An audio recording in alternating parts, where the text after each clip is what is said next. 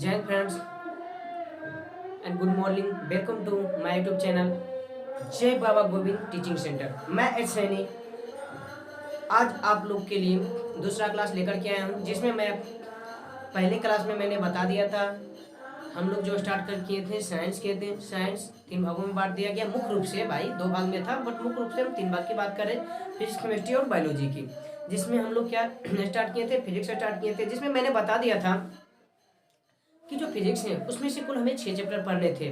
प्रकाश का परावर्तन, प्रकाश का अपवर्तन, मानव नेत्र, वर्ण विक्षेपण और वायुमंडलीय अपवर्तन।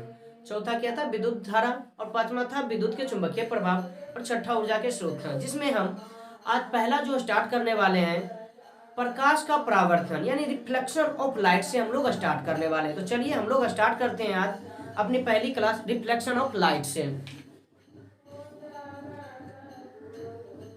हम जो पढ़ने वाले हैं वो भौतिकी है यानी फिजिक्स है। फिजिक्स में से क्या पढ़ने वाले भाई, तो पहला है प्रकाश का परावर्तन।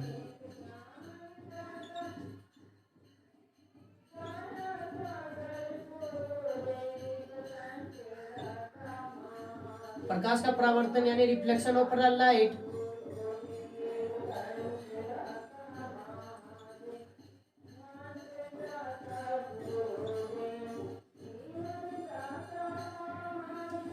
हम लोग जो है इसमें मुख्य रूप से देखेंगे कि प्रकाश परावर्तित कैसे हो रहा है। बट उससे पहले हमें यह भी तो जानना होगा कि आखिर प्रकाश है क्या। मैं जिसकी बातें कर रहा हूँ, मैं जिसके बारे में जानना चाहता हूँ, बट वो है क्या पहले वो जानूंगा, तभी तो उसका गुण या वो क्या कैसे कर रहा वो जान पाऊंगा ना। तो हमारा यानी कहने का मतलब ये है कि हमारा जो पहला होगा यानी जिसमें हमारा पहला ध्यान जाना चाहिए वो प्रकाश है। भाई प्रकाश है क्या, ये लाइट क्या है।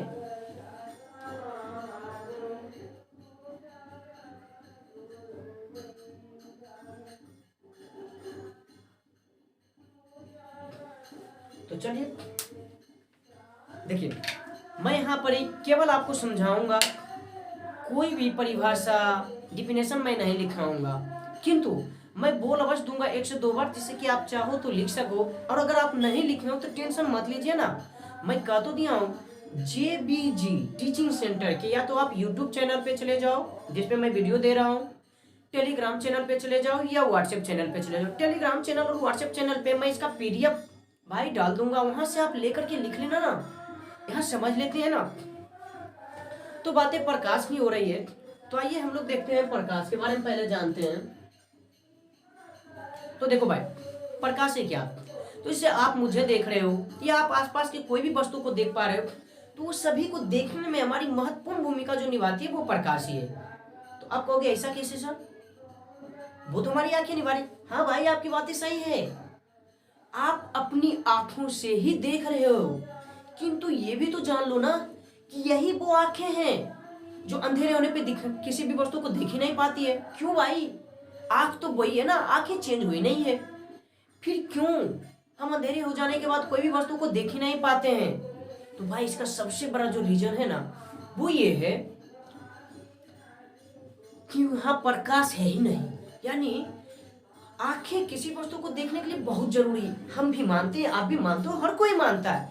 मैं ये नहीं कहता ये गलत है, किंतु मैं ये वैसे कह रहा हूँ ना कि उसके लिए केवल आंखों का होना जरूरी नहीं है। यानी किसी भी वस्तु को देखने के लिए केवल आंखों का होना जरूरी नहीं है भाई। तो अब आप पूछोगे भाई और क्या होना चाहिए, सॉरी,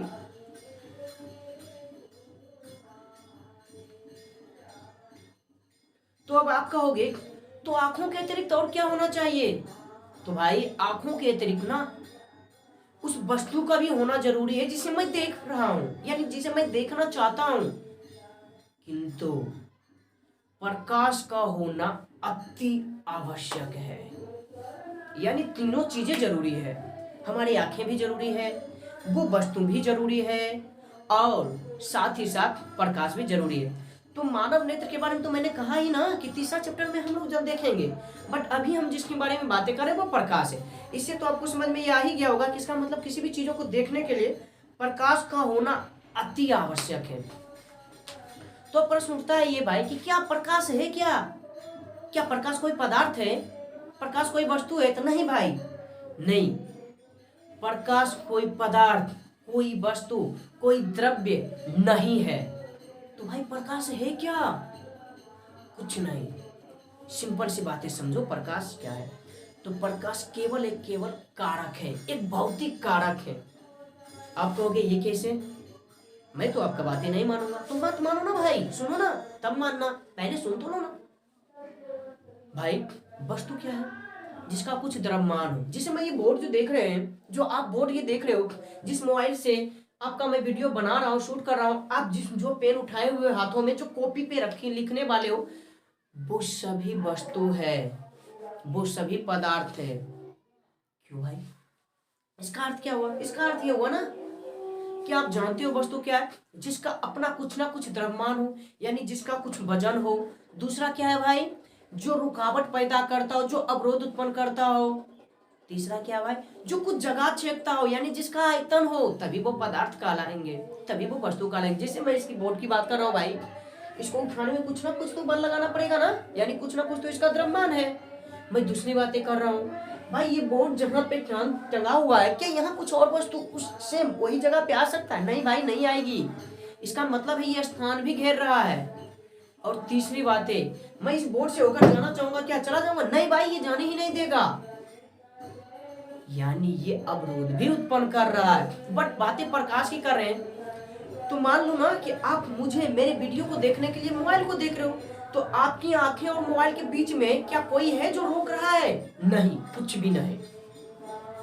क्या आपकी आंखें और इस मोबाइल के बीच में, यानी जिस मोबाइल में आप वीडियो देख रहे हो, क्या कोई ऐसी चीज है जिसमें वजन हो, जो अवरोध उत्पन्न करता हो? कुछ भी नहीं। तो आप तो ये कह भी दोगे भाई यहाँ वायु भी तो है, तो क्या वायु भी कारक है? नहीं भाई, वायु पदार्थ है, वस्तु है।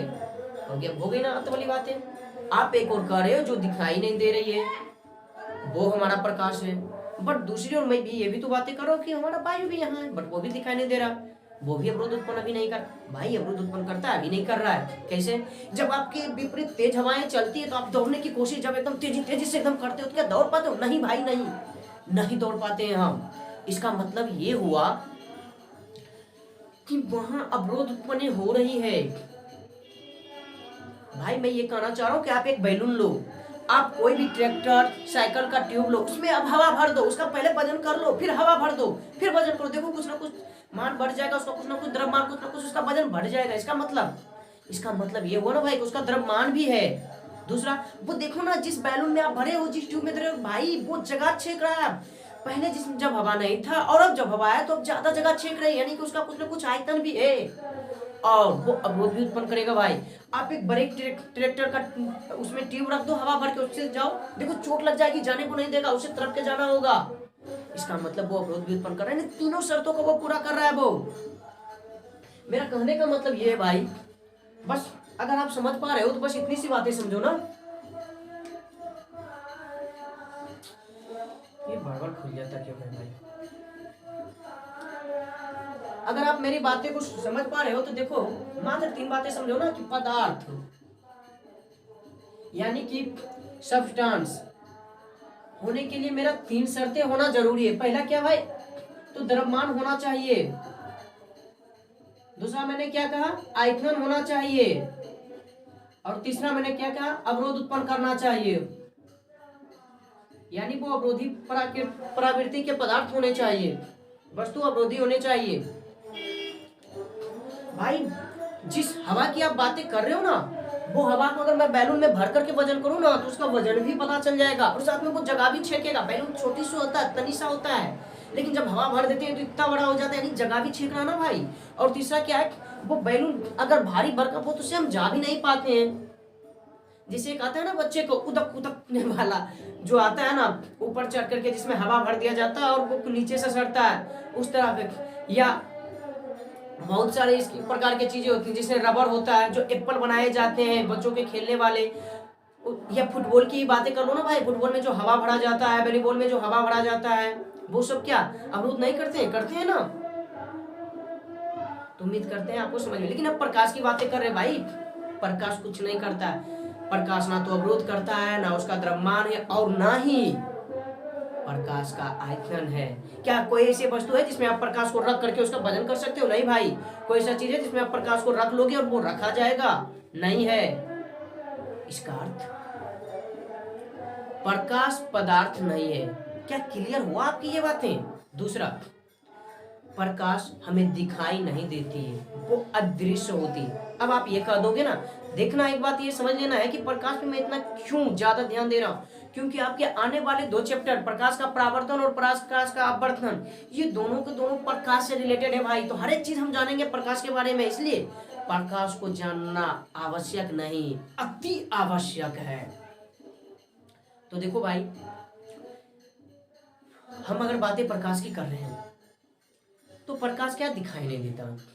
अब कुछ व्यक्ति कहेगा भाई जो लाइट जल रहा है, जो ट्यूब जल रहा है, मैं आपको देख रहा हूँ, वो प्रकाश नहीं भाई, वो प्रकाश नहीं, वो आप मुझे देख रहे हो, वो ट्यूब को देख रहे हो, प्रकाश को नहीं देख रहे हो।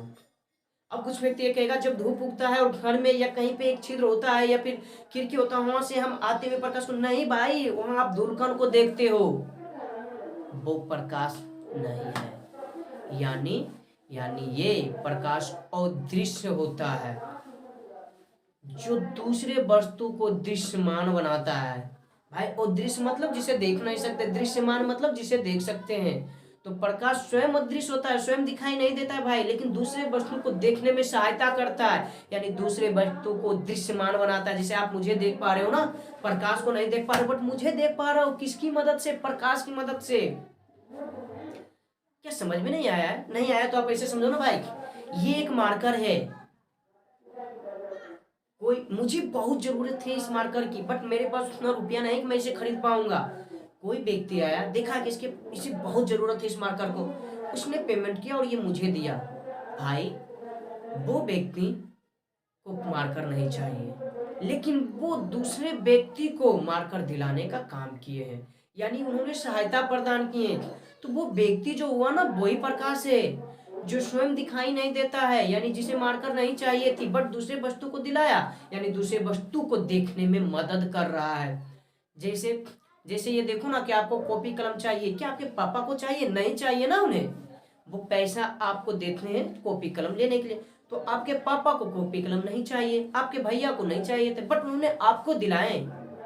सेम वही कहानी प्रकाश का है भाई, कि प्रकाश दिखाई नहीं देता, बट दूसरे वस्तु को देखने में सहायता करता है। और प्रकाश भाई एक प्रकार का ऊर्जा है। अब आप कहोगे अब तो ये अत्य वाली बातें हो गई, अब कहाँ से ऊर्जा गई? भाई ऊर्जा ही है प्रकाश।